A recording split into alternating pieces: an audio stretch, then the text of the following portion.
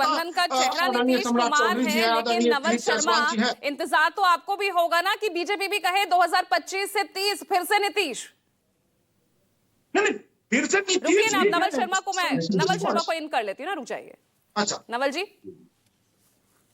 देखिए, बीजेपी प्रवक्ता के जवाब के बाद अब मेरे लिए कहने के लिए कुछ खास बचा नहीं है। आपकी सारी आपत्तियों और सारी शंकाओं का समाधान असीतनाथ तिवारी जी ने कर दिया। दूसरी बात है कि 2025 फिर से नीतीश, ये केवल जेडीयू नहीं बोल रही है, बल्कि एनडीए के सारे सहयोगी दल बोल रहे हैं।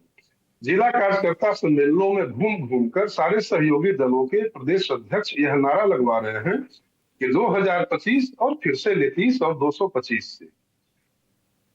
दूसरी बात है कि बिहार में नीतीश कुमार का कोई विकल्प है क्या?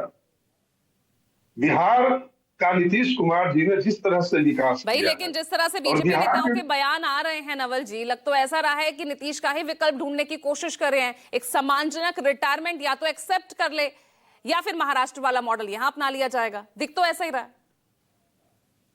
जी जी, ये सम्मानजनक रिटायरमेंट, महाराष्ट्र मॉडल, ये सारी बातें जो है वो मीडिया में बहस का विषय हो सकती है, लेकिन बिहार का जमीनी तेवर अलग किस्म का है।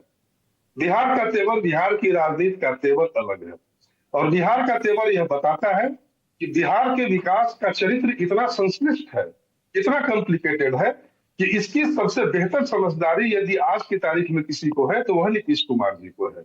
और नीतीश कुमार जी की मौजूदगी बिहार के लिए इसलिए भी जरूरी है कि नीतीश कुमार जी ने बिहार में विकास की जो प्रक्रिया शुरू की है, वह प्रक्रिया अपनी पूर्णाहुति तक पहुंचे, अपने चरम पर पहुंचे। इसके लिए बिहार की जनता नीतीश कुमार जी की अगली पारी का बेसब्री से इंतजार कर रही है।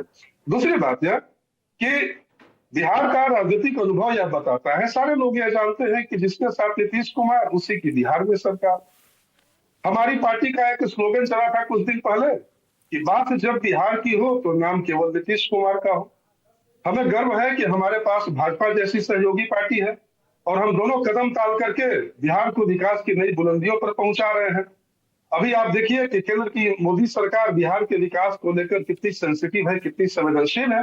तो बिहार में एनडीए की सरकार बनना भी उतना ही बड़ा ध्रुव सत्य है जितना 2025 के चुनाव के बाद नीतीश कुमार जी का मुख्यमंत्री बनना ध्रुव सत्य है। इन बातों को लेकर ये दावा तो आप कर रहे हैं ना, ये दावा तो आप कर रहे हैं, इसलिए तेजस्वी यादव लगातार कह रहे हैं कि 2 दिन बाद एक और कोई नाम सामने आ जाएगा बीजेपी से। लड़ाई तो आपकी अभी सीएम फेस को लेकर खत्म नहीं हुई नवल जी।